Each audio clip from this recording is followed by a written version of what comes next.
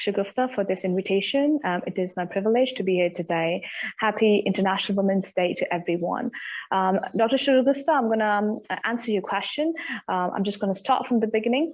Women are the most pivotal component of our society, but unfortunately, they still have hindrances in getting their rights.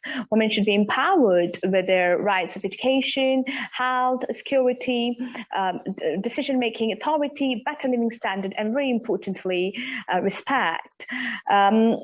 As you know that women have brains and are capable of doing the same work done by men, huddle to women empowerment is actually in the minds of the people from our perspectives. So the Kashmir conflict has been characterized by large-scale usage of sexual violence by multiple belligerents since its inception. Kashmir is being immensely subjugated, and women are the biggest victim of this inhuman siege. The most important responsibility of any state is to provide basic rights and security of its people, regardless of its caste, creed, faith, geographical identity of the person or community. However, so far, India and its fascist governments, present and in the past, failed in doing so.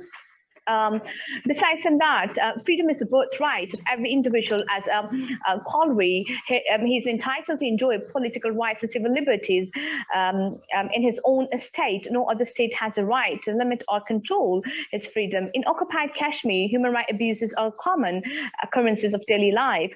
The root cause of women rights violations and rest of the human rights violations is the Indian illegal occupation that is multidimensional, encompassing military, political, and cultural aggression with no access to human rights for the victims.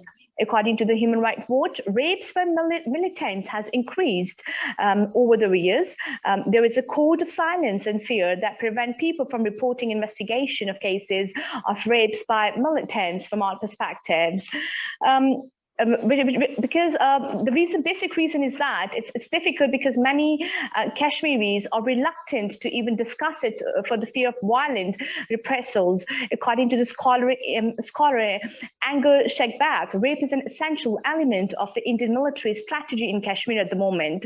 A United Nations Commission on Human Rights, Professor William Baker gave a testimony that rape in Kashmir was not merely a case of isolated incident involving undisciplined soldiers. Rather, the security forces were actively deploying rape on the Kashmiri populace as a method of humiliation and frightening them. Another Human Rights Watch stated that military codes in India are incompetent to deal with the cases of serious human rights abuses and more responsible in covering up evidences and protecting the involved officers. According to Human Rights Watch, Armed Forces Special Power Act allow any soldier or officer to fire anyone without a warrant, conduct home invasions. Women were the main victims, and this act shield the brutal Indian forces from prosecution from their crimes. This draconian nature of the act is the breach of international law. India should be prosecuted in international court for its violations. The International Human Rights Law, United Nations Security Council resolution are being violated, and India is responsible so far because Indian forces are quite not even aggressive and assertive. They are quite dominating in occupied Kashmir. Indian forces use harassment and molestation against women as a weapon of war, not to suppress Kashmiri liberation. As a weapon of war to suppress Kashmiri liberation struggle, but to declare activists and leaders from their campaigners using fear that women and their law would be subjected to sexual abuse. How the world will forget the 9-year-old Asif Banu, who was abducted and gang raped by Indian police personnel and fanatic affiliation with extremist Hindu organization in Katwa region or area of Jammu and Kashmir in January 2019. Physicians from Asia Watch and Human Rights clearly stated in their reports Indian armed forces are in severe violations of international human rights and humanitarian laws. India is a breach of the Convention on the Elimination of All Forms of Discrimination Against Women. Article 1 refers to the discrimination against women. Article 5, duties on state parties. India is in a breach for that. Voting rights, public participation. India is in a breach for that.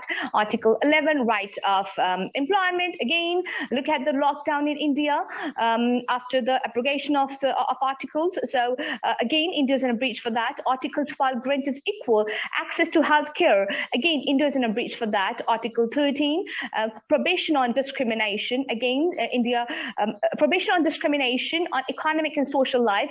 Again, unfortunately, India is in a breach for that. The prohibition of torture and ill treatment under international law, and India is in a breach of it under international humanitarian law, the Geneva Convention, the 1977 protocols, the Hague Convention. India should be prosecuted in International Criminal Court for crimes against humanity and genocide. Now, at last, I would like to answer your question directly with the combination of all the discussion that why these platforms like Geneva Convention, Hague Convention, United Nations Resolution failed to impose or failed to stop the infringement of human rights because of the domination of India. And I strongly believe that look at the years, like it's been long that these violations are occurring in occupied Kashmir, and now the only solution, I strongly believe that India should be prosecuted in international court for ill treatment, for torture, for violations of human rights, because this behavior is not acceptable, and this example is quite unique across the globe. Whatever India is doing, the current fascist, racist government of India is responsible for all the infringement of human rights.